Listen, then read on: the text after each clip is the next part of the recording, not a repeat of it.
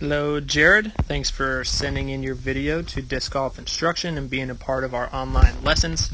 Took a quick peek at your video. I'm impressed that you're on a golf course throwing some discs. I'm actually up in Vermont preparing for the World Championships and going through some of these online lessons, trying to catch up. We've been traveling like crazy, but we're about to knock it out and hopefully take your game to the next level. So after watching your video, good little bit, I definitely would say you have fairly good form overall. A couple things that will help pick up some distance, and also I think kind of maybe take some pressure away from that right leg is what the initial thing that I saw. So as you can see, I have your video on the left, my video on the right. I'm going to be talking the whole time. I'm going to be able to draw some cool arrows. I'm going to be able to zoom in, zoom out, and we're going to hopefully break down your form and help give you some tips to gain some distance. So the first thing that we're going to get into, first of all, you have very good, this right here is a very good position right there on your reach back. So I wouldn't necessarily ever change that type of thing. You're pulling through on a nice cross line.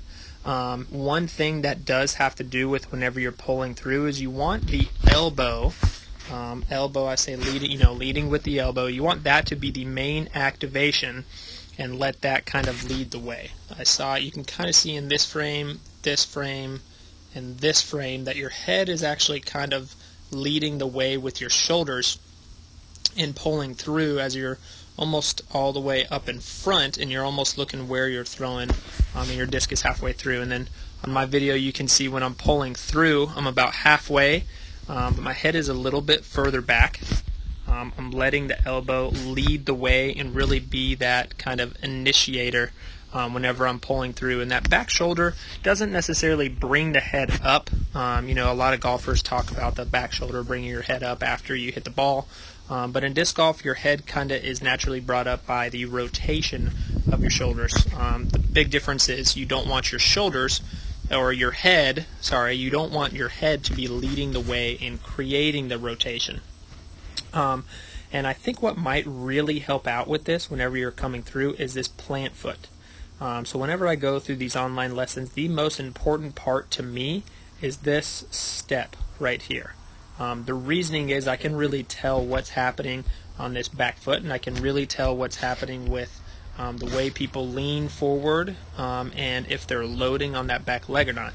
And then also their plant, so right there. So whenever they're coming through, that plant is one of the more important pieces, because I'm going to show you the stance of my video right here. This plant with the toe actually controls the loading of the hips.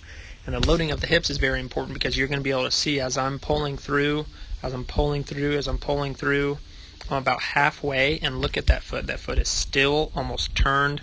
Those hips are still loaded, and I'm starting to open up this back hip as I pull through, and as I release, that's when a lot of people talk about toe to heel rotation. That's when that toe to heel rotation happens. You can't have a whole lot of weight on that front foot, and you can't be bracing for impact either whenever that foot comes through. Otherwise, you're not going to be able to go from toe to heel.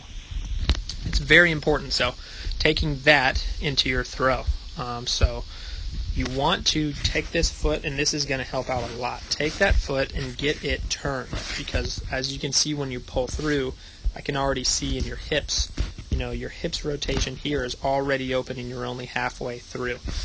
You can even see as well the lining up of your head and your front foot. You don't want to be bracing for impact on that front foot, and I can see too you're only getting a little tiny bit of rotation on that front foot, not near as much as you should be. So one more time, coming boom, right there. You do have, I think that's where the GoPro logo comes in, so we're going to go back to the other one right here. So you're coming through, boom, that foot opens. It's really hard. You're going to feel it too. Once you rotate your foot like this and you try to reach back and get in that stance that you're in, get in this stance, rotate that foot, you're going to be like, holy moly, I feel like I can throw way further doing this. So basically that toe is kind of the indicator of where you're going to be pulling through. And the reason why I think it's really going to help out is because you're not going to want to get off of this back leg super fast. Once you get on that toe, on my video here, that toe, you're more balanced on your knee here, and you can actually explode from back to forward, which you actually do a very good job of loading and then pushing off and rotating coming through. But once that toe rotates, you're going to feel like you can actually pull through really hard and be able to rotate on your heel, because I bet that there's a little part in your brain that doesn't want you to pull through really hard, because you can't get to your heel super easy because you're coming down flat-footed, and it's really hard to have weight on that front foot and rotate over, because you might twist that ankle. So ultimately, I do think that's really going to help out. You have fairly good form. If you're looking to pick up some more distance, you might be able to pick up some more distance on this X step portion here. If you move just a little bit quicker, you might be able to get like a little bit of a hop off of this foot and then speed it up into here, and then get that toe rotated, load those hips. Those shoulders are going to rotate. You have a very nice reach back, very nice shoulder rotation. The only thing you're missing is loading those hips. You're going to be picking up some more distance. So once again, Jarrod, thanks for being a part of DGI and our online lessons. Feel free, you can share this video online, send it to your friends, whatever you think it is.